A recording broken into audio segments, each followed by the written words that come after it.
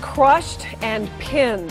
30 minutes stuck between a car and a piece of concrete. How this UC student is doing and how he got into this situation. Chain reaction, a dozen motorcycles involved in this wreck. Your first look at the scene, where it happened, and what one rider said led to this mess. And playing one man down, how a UC player killed in a crash was honored in Columbus.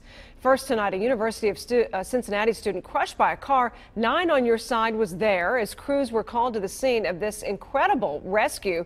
This happened at an apartment complex just off campus this afternoon. 9 on Your Side's Allie Kramer is live on the scene with how this terrible accident happened. Allie?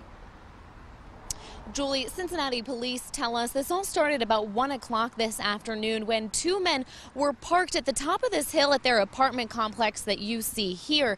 Now, police say that the driver thought he was in reverse, but actually was in drive, went over the curb, landing against the wall. The 2 men thought that they could push the car back up the hill, and that's when things took a horrible turn. He was pinned. He was literally hanging upside down off the wall with his legs pinned between the bumper and the wall. Students watched in horror as the 22-year-old UC engineering student clung to emergency crews. Police say the driver of the vehicle accidentally went over the curb, crashing into this wall. That's when authorities say the victim got out of the car and began trying to push it back up the hill. Police tell us the driver was still in the car trying to reverse when the car slipped forward.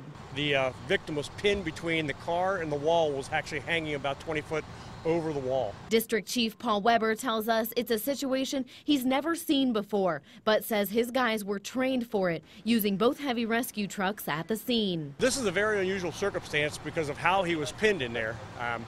We had to secure him to keep him from falling, and then we had to lift the car and secure it from moving forward on him at the same time. So we actually winched the car back as we lifted it with airbags. Chief Weber says the car had to be lifted straight up about 8 inches before they could reach the victim's legs. And they had to work slowly to prevent any additional injuries to the victim. Crews estimate it took 30 minutes before he was freed and taken by ambulance to University Medical Center. He was alert. We were actually able to get some pain medication on board while he was hanging there. He was talking to us, and like I said, he had severe crush injuries of his lower legs. Again, you heard there fire officials telling us that both of his legs were severely crushed in this accident, but we're told he is expected to survive. No names have been released at this time, but of course this is a story we will continue to follow. Reporting live tonight in Clifton, Allie Kramer, 9 on Your Side. A relief they got that pain.